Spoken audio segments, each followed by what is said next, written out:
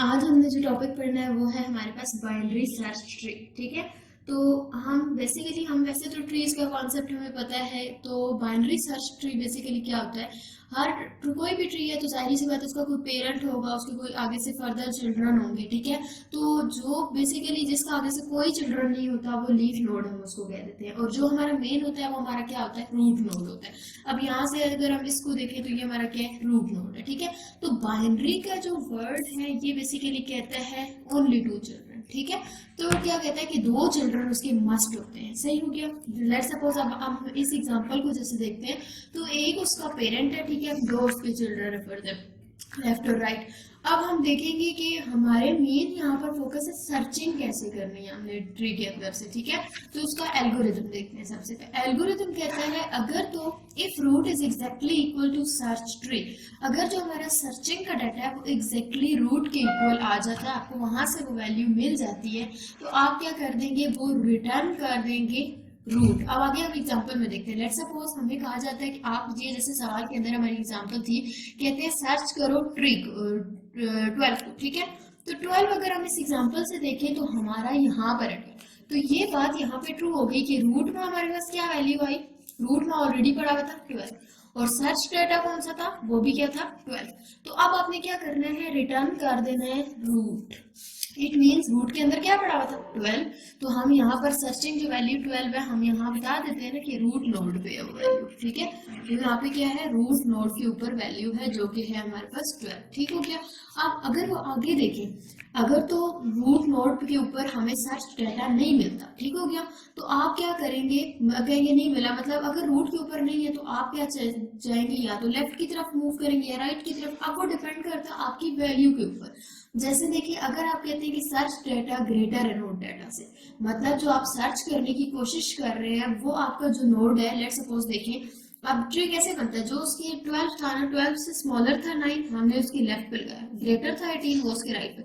अब 1 जो था 12 से स्मॉलर था, 9 से भी स्मॉलर था, तो 9 के भी लेफ्ट में गया। इसी तरह 12 जो है वो 10 वाली जो वैल्यू है वो 12 से तो लेस थी लेकिन 9 से ग्रेटर थी, तो उसका राइट। इस तरह हमने ये ट्री एक जनरेट किया।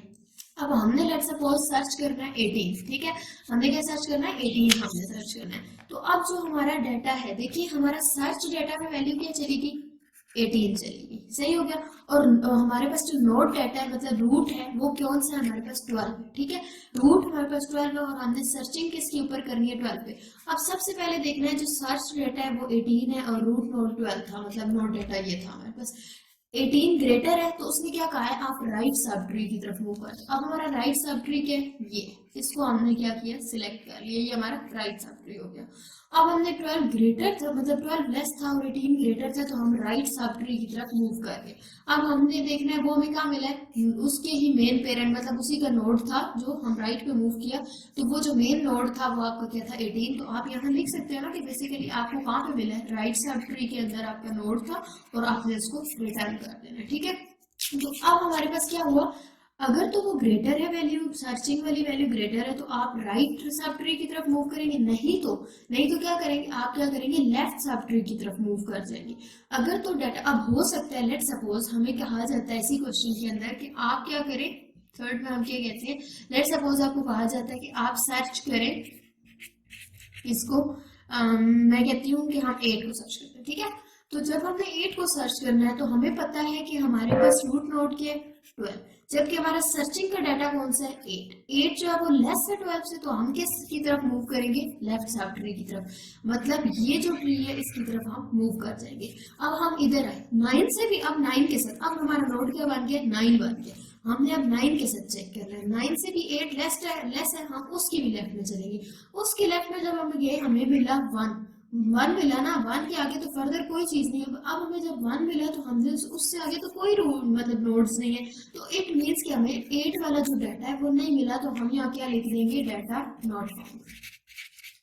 ठीक है, यानी आपको जो डाटा था आपका वो मिले ही नहीं है। डाटा अगर तो मिल जाता तो हम क्या कह देते, वो रिटर्न करवा देते नोट। जैसे कि हमें यहाँ पर डाटा मिल गया था जो हमारा 12 था, तो हमने रिटर्न कराया वो रूट नोट। इसी तरह जब हमने 18 को सर्च किया था, हमें डाटा मिल गया था ना, तो हमने अगर डाटा मिल जाता तो आपने वो नोट रिटर्न करा देना था।